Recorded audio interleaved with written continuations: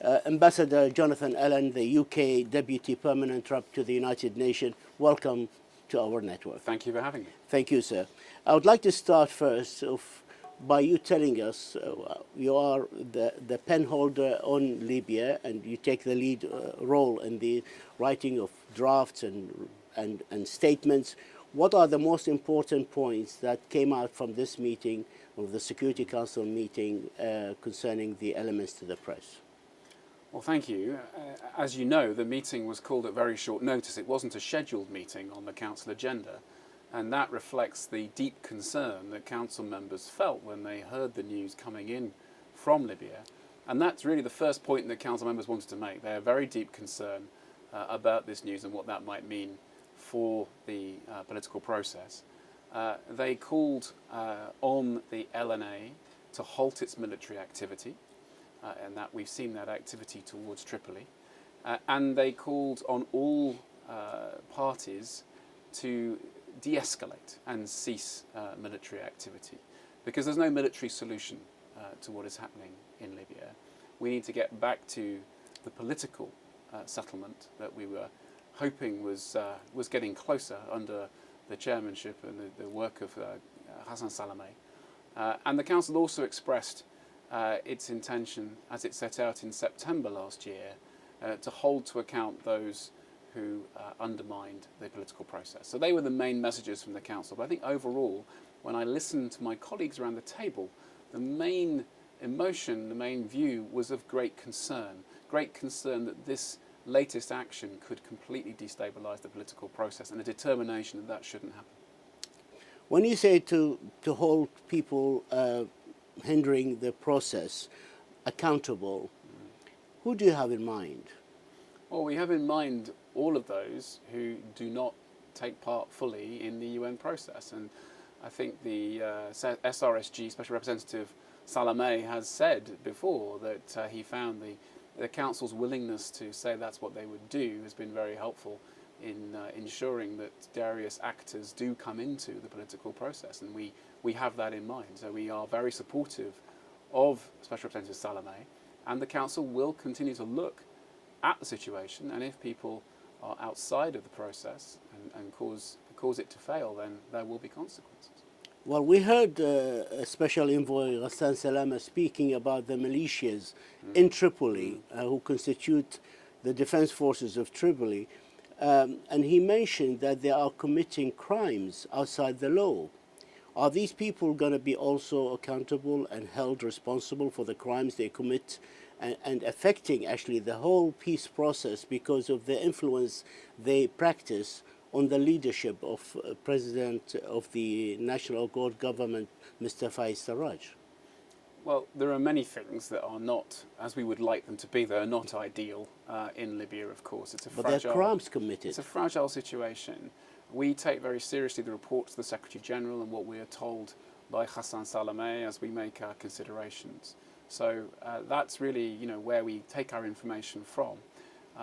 And obviously we support him in everything he's trying to achieve to get the process back on track. Okay. But you take it what he has reported to the Council about the crimes committed by these so-called defense forces of Tripoli. But as I say, the situation is not how anyone would want it to be. The question is, are we able to move to a place where we're able to unify the institutions, where we're able to get Libya back to a place where its people at last can feel they're moving forward? And there are a number of things that will be required to achieve that. Okay. The SG and the Special Envoy are very, very worried about this escalation. But are there ways of de-escalating? Because if your call to the forces to de-escalate and return to previous position is not heeded, what are you going to do? Well, we believe that the UK believes that the forces must withdraw to previous positions and must re-enter the political process, because there isn't a military solution in Libya. I mean, we've been seeing this for some time. I don't believe it's going to be possible for any one or other party to achieve that, nor is it possible for one or other party to achieve a dominance politically. There has to be a compromise, and that compromise can only be achieved through a political settlement. So we do not believe it will be possible for there to be a military solution. And we will, of course, keep these things under review as we go forward. But that has to be the next step. We have to have de-escalation, and it's a very strong message from the Security Council as a whole. That is what should happen. What does the United Kingdom think, and the rest of the membership of the Security Council, about the prospects of convening the National Dialogue Conference on the 14th to the 16th of this month? Well, I mean, this is one of the great sadnesses. We had the really great work being done by Hassan Salameh with the leaders, with Sarraj, with General Haftar, to try and come to an agreement at that level. But at the same time, he quite rightly was convening the national conference, I think 14th, 16th April, you said, in order to allow all Libyans to have a say over what should happen to them and how it should be done. Now, I think it's too early to say for sure what will happen to that conference, and that's something we'd want to hear more from the United Nations about. But it's the right approach. We need to have that Libyans able to come together to set out their views on how these big questions which affect them are resolved. So I'll wait to hear from Hassan Salameh over the coming days as to what he thinks should happen next with the conference. Do you agree with those who say if the United Nations fail to convene this conference, that means the failure of the whole peace plan, UN peace plan for Libya? Because without a conference, we can't have elections, and if we don't have elections, we don't have a peace plan. Well, I wouldn't go as far as to say that, because I think there is a great difference between failure, postponement, or it might even happen. So let's not get ahead of ourselves. Okay. The point is... So you still have hope for it to convene, actually, yeah? Well, I wait to hear from Hassan Salameh about his contacts with the two parties. He's calling for de-escalation. We're calling for de-escalation. We'd like people to get back into the political process. That conference, I think, Salameh has said, rightly needs to happen as part of the political process. If it doesn't happen straight away, I'm sure it will come again, and it will be part of the process going forward. You don't think the events on the ground and the latest developments that we've seen has left the UN peace plan behind? I mean, the fighting that's taking place, and in case your call is not heeded, isn't that, in many people's opinion, and maybe yours, I don't know, the end of the UN peace plan? Well, we have seen moments of great hope, moments of great despair in nearly every situation in the world where there is conflict and where there is a peace process. And I have been involved in a number of peace processes myself, and there is, it's never smooth sailing. It's never just straightforward and easy. If it were, there wouldn't be a need for a UN mediator, a UN special representative. I think it's too early to say at this stage what we're seeing. We're clearly deeply concerned, as is the Secretary General, by what's happening, by this fighting. The fighting is not helping us get to what we need to get to, a political settlement that enables all Libyans to live peacefully and to prosper and to go forward together. And that's what we need to see. So I'm afraid I'm not ready to get too pessimistic just yet. Let's hope that Salameh, that all of us, with all of our statements, with all of our contacts, and all of our colleagues in the Security Council, I'm sure we're doing the same, are talking to the different parties, are reaching out to them, and are making clear that this can't work. We need to get back into the politics. Can you tell us, you were there in this session that you've requested, it's closed. Can you tell us the feeling among the members and after what they heard from Ghassan Salameh? Is he optimistic, Ghassan Salameh himself?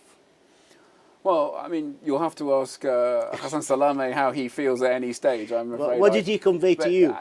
I think, he was clearly very disappointed by the turn of events that had taken place. He's worked really hard over recent weeks to achieve a breakthrough. We felt that we were all moving in that direction. When we last spoke to him, there was a lot of optimism around, and clearly it had been an exhausting few days for him, and the Secretary General has also been working very hard to try and bring the situation under control, to try and bring an end to the military fighting. Now, but he remains resolute. I think that's the word I would use. He's determined and resolute. He's not giving up. He's going to do everything he can to get the parties to stop the fighting and to get back to the politics. In terms of the Security Council, all of my colleagues expressed their frustration at what had happened. Their concern, their deep concern about the turn of events that had taken place. Everybody called for the fighting to stop. And, we particularly, I'm afraid, call on the LNA, the Libyan National Army, to halt its offensive and withdraw to previous positions. That's, after all, why the meeting was called today, and to get back into dialogue. And we want all sides to de-escalate, all sides to stop the military activity, and all sides to return to political dialogue. And that's the very clear message from the Council. The SG, when he spoke to the press after the meeting with General Haftar, said, and I'm quoting here word by word, "Whatever happens, the UN will remain committed, and I will remain committed to support the Libyan people." So many people took it as an indication that the SG has now resigned or accepted, after the refusal of his good officers to stop the fighting, that he accepted that the confrontation and to take control of Tripoli is going ahead. Is that how you understand it as well? That's not how I read his words, and I've met the SG a number of times and spent quite a lot of time with him, and I took from that him literally saying, whatever happens, whatever goes forward, we are here. And I think that's him saying in every situation, good, bad, or I'm frankly indifferent. So that's how I took that. The United Nations is here for the people of Libya. It's here to try and provide the support to the political breakthrough needed. They're not giving up. They're not going anywhere. They're there to try and support it. My last question, I know you have to run.